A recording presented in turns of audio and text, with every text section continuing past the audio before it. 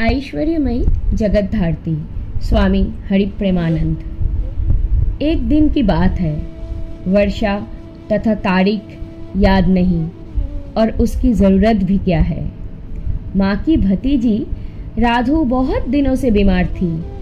रोग का कष्ट भोगते भोगते उसका शरीर कंकल मात्र रह गया था।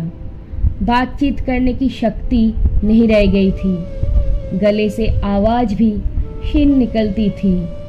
माँ के मन में करुणा का उद्रेक हुआ। वे बोली, हरी, तुम मेरे साथ चलो। बच्ची को लेकर बांकुड़ा जाऊंगी। वहाँ वैकुंठ है। एलोपैथी का एमबी डॉक्टर है, लेकिन होम्योपैथी चिकित्सा करता है। उसकी बड़ी प्रसिद्धि है। उनके बात के बीच में ही मैं बोल उठा, वैकुंठ यानी वैकुंठ महाराज, स्वामी महेश्वरानंद। हाँ हाँ, तू तो बांकुड़ा शहर में रहता है, उसे अवश्य पहचानता होगा। हाँ, भली भांति पहचानता हूँ। बांकुड़ा मठ के महंत है, होम्योपैथी के धन्वंतरी है। हाँ रे, उसी की बात कर रही हूँ। इस प्रकार माँ अपनी भतीजी को लेकर वहाँ गई। मैं भी उनके साथ गया। उस समय बांकुड़ा मठ में अधिक कमरे नहीं थे। बाहर के लोगों के, विशेषकर स्त्रियों के ठहरने के लिए बिल्कुल भी जगह नहीं थी। इसलिए फीडर रोड पर एक छोटा सा मकान किराए पर लिया गया। घर में केवल 2 ही कमरे थे। एक में मरीज को रखा गया, दूसरे में हम दोनों रहे। इस दिन संध्या के बाद डॉक्टर महाराज स्वामी महेश्वरानंद रोगी को देखकर लौट गए। हम लोगों के कमरे में एक छोटा सा स्टूल था। माँ उसी पर बैठी थी। न जाने मेरे मन में क्या आया कि मैं माँ के दोनों चरणों पर हाथ फेरने लगा। दोनों पाँव शुष्क थे। उन दिनों माँ का शरीर अत्यंत दुर्बल हो गया था। पाँव पर हाथ फेरते समय सहसा मन में प्रश्न उठा, माँ क्या वास्तव में जगदम्बा है? तो जगदम्बा के चरणों में भी क्या यूं ही शिराएं उभरी रहती है? मन में प्रश्न उठने पर भी मुंह से मैंने कुछ कहा नहीं। चरणों पर हाथ फेरता रहा।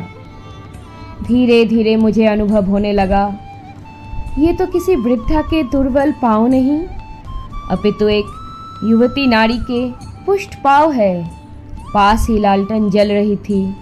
उसके आलोक में मैंने स्पष्ट देखा आलता लगे हुए अनुपम सुंदर दोनों पाँव।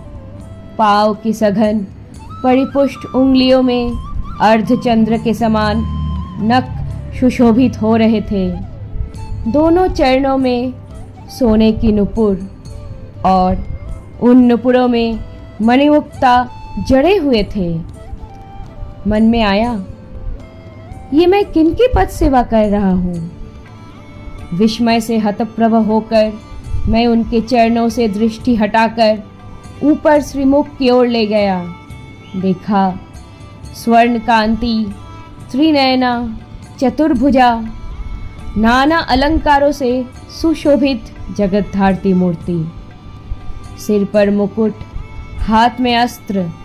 उनके पूरे शरीर से अनुपम ज्योति निकल रही थी। इसके पहले कि मैं उन्हें ठीक ढंग से देख पाता, मैं माँ माँ कहते हुए अचेत हो गया। पता नहीं मैं कितनी देर तक इस अवस्था में पड़ा रहा। जब चेतना लौटी तो देखा माँ मेरे पीठ पर हाथ फेरते हुए कह रही थी, ओ होरी, ओ होरी, ये तुझे क्या हुआ? उठ उठ। मैं उठ बैठा। देखा, दुर्बल वृद्ध शरीर वाली माँ रोग से जर्जर भतीजी की ओर निहारती हुई बैठी है।